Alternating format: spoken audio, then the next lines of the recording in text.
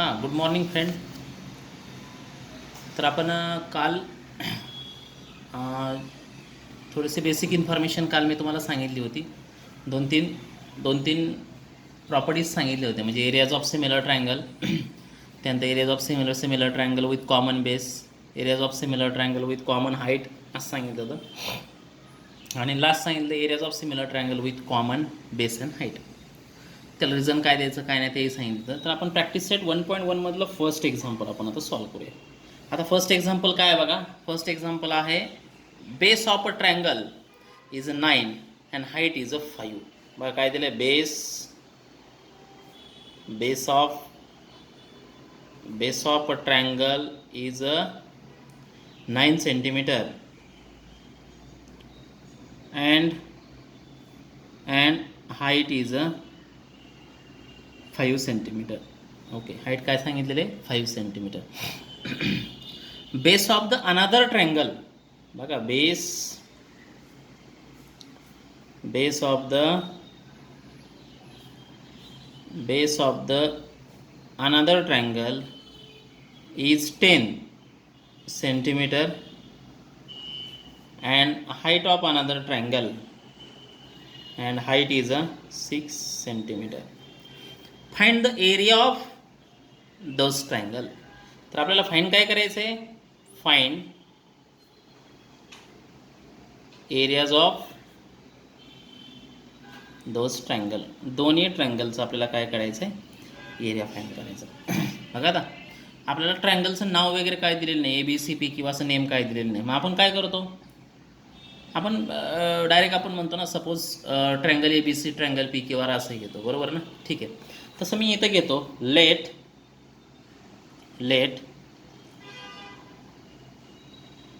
Area of two triangles be A1 and A2. Areas of two triangle be A1 and A2.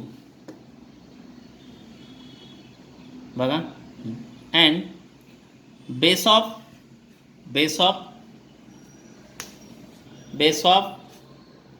first triangle,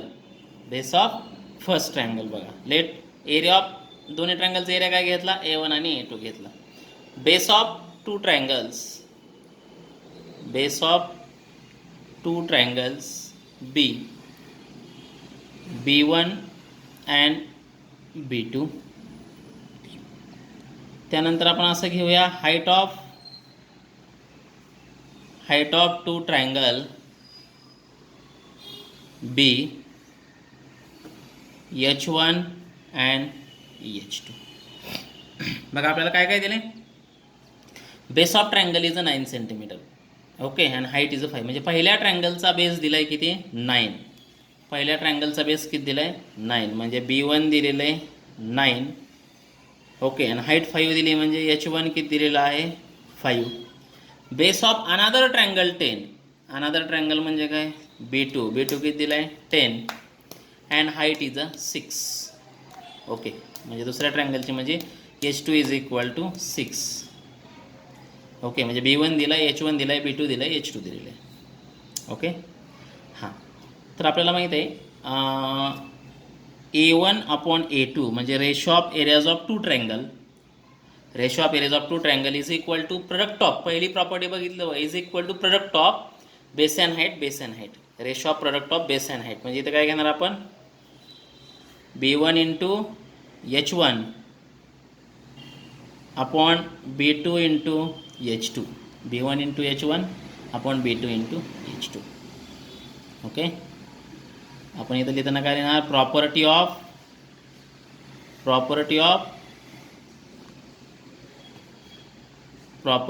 areas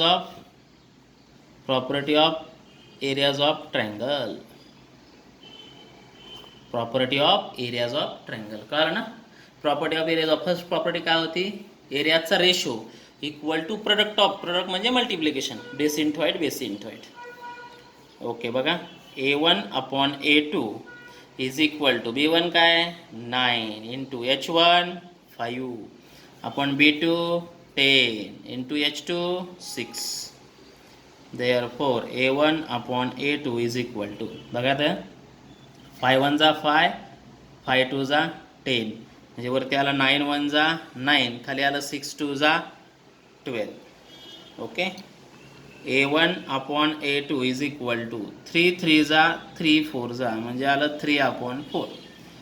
A1 upon A2 is equal to A1 upon A2 is equal to 3 upon 4. Okay, आपल्याला काय find the ratio काढायला सांगितलं. Ratio म्हणजेच असंच ना, A1 is to A2 is equal to 3 upon 4चं काय होणार, 3 is to 4. Okay, find करायला काय लावले आपल्याला, find the areas of those triangle. मग आपण area of two triangle be 3 is to 4. Area of two triangle काय आला, 3 is to 4. ओके, समजलं का. अशा पद्धतीने एक्झाम्पल आहे, ते एक्झाम्पल पहिलं आपलं एक्झाम्पल झालेलं आहे. समजलं का. ते कशावर डिपेंड होतं, property of areas of triangle. Property of areas of triangle. चला सेकंड एक्झाम्पल बघूया आपण. एक्झाम्पल नंबर 2 बघा. सेकंड एक्झाम्पल, सेकंड एक्झाम्पलमध्ये काय दिलं आहे बघा. एकच मिनिट हा, कॅमेरा थोडा सेट करतो अजून. हां, सेकंड एक्झाम्पल. सेकंड एक्झाम्पलमध्ये त्यांनी फिगर दिलेली आहे बघा. फिगर कशी आहे आता,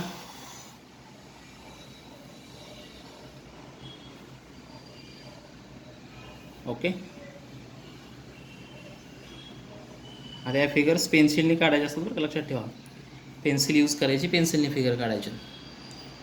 ए बी सी आणि डी अशी फिगर दिली. आता दिलेली इन्फॉर्मेशन आहे ते गिव्हनमध्ये लिहितो आपण. गिव्हन इन्फॉर्मेशन काय बघा, गिव्हन आहे B C perpendicular to A B. B C perpendicular to A B म्हणजे बी सी ए बीवरती परपेंडिक्युलर आहे. त्यानंतर A D perpendicular to A B. A D perpendicular to A B. त्यानंतर अजून information दिली, B C is equal to 4 आणि A D is equal to 8. B C is equal to 4, B C is equal to 4 and A D is equal to 8. म्हणजे बघा B C किती दिलेलं आहे, 4 आणि ए डी काय दिलेलं आहे, 8. ओके, तर काय फाइंड करायचं बघा, फाइंड टू फाइंड काय फाइंड करायचं आहे, area of triangle A B C upon area of triangle A D B. Okay, area of triangle A B C upon area of triangle A D B, हे दोन्ही ट्रायंगलचा एरियाचा ratio find करायचा. Okay, solution.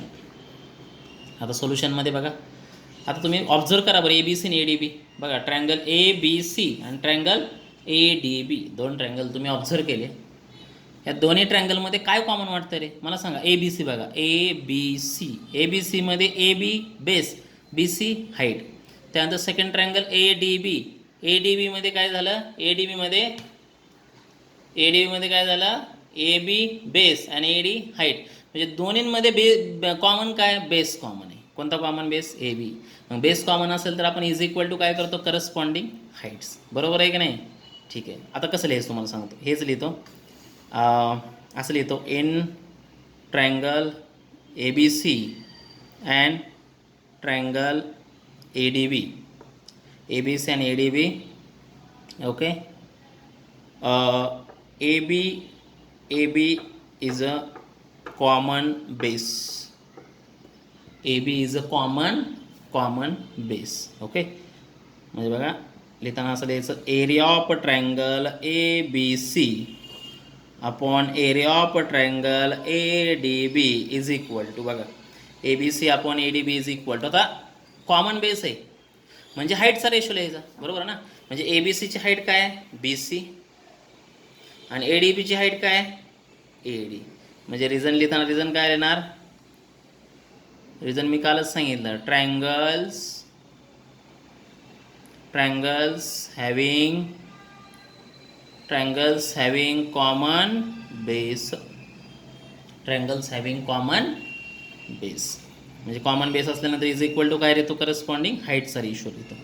म्हणजे बघा, area of triangle A B C upon area of triangle A D B is equal to, B C काय, B C 4 आणि A D काय 8. ओके, बघा BC 4 दिलं, AD 8 दिलं, म्हणजे 4 1 जा 4, 4 2 जा 8, म्हणजे बघा therefore area of triangle ABC upon area of triangle ADB is equal to 1/2 is equal to 1/2 झालं. याचं बघा एरिया ऑफ ट्रायंगल ABC आपण area of triangle ADB is equal to 1/2. समजलं का? Second example.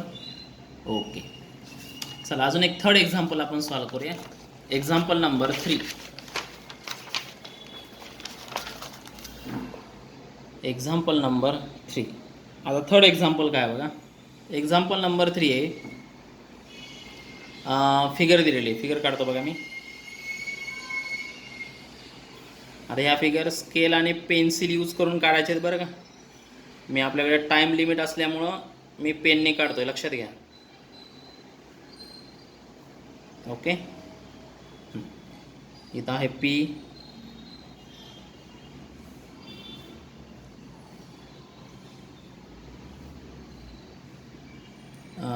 सॉरी एकच मिनटं, फिगर थोडी change करतो. फिगर वेगळी आहे थोडीशी. एक मिनिट फिगर चेंज करतो जरा मी.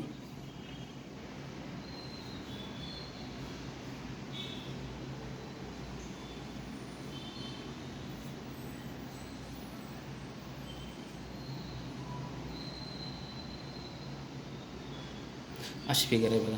P Q R T आणि इथं काय दिलेलं आहे S. ओके, आता गिवन इन्फॉर्मेशन काय बघा. Given information in adjoining figure. या फिगरमध्ये काय काय दिलं आहे बघा. Segment PS perpendicular to segment RQ. बघा PS हा RQ वरती काय, या RQ वरती परपेंडिक्युलर आहे. ओके, हां, त्यानंतर सेगमेंट QT